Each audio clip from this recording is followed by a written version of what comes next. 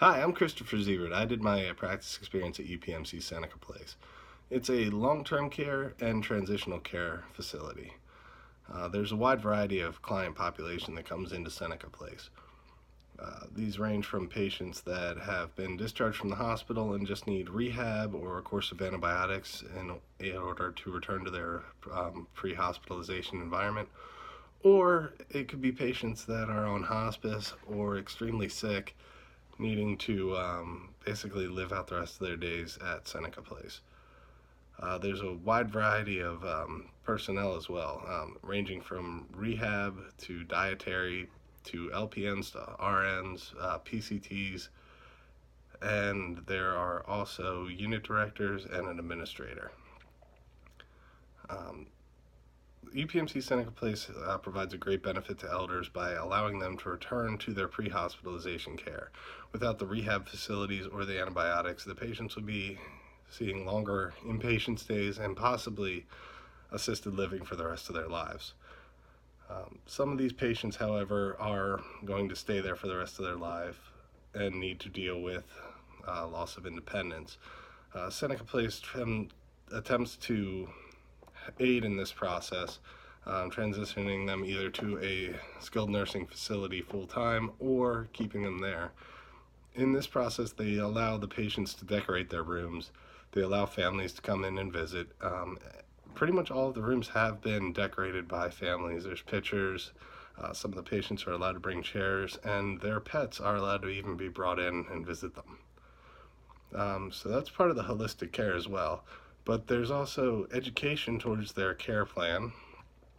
Patients are given realistic expectations and understand what is happening and why everything's happening. There's also activities such as bingo and increased socialization to allow the elders to feel better and provide a better environment for them. The technology that they use is mostly in electronic medical records, a variety of Hoyer lifts, and there are some it's a call bell system that actually keeps track of the amount of time between call bells answered to allow improvement. It's interesting because the charting, while it's UPMC charting, it's very different. Instead of wristbands, the patient's face shows up when the nurse is in that chart, and using the face, name, and date of birth instead of a scanner, it provides kind of a more comforting environment for the patient. My project was on education of use of PCA pumps. PCA pumps are available at Seneca Place, however they're very rarely ordered due to new nurses and their uncomfortability with PCA pumps.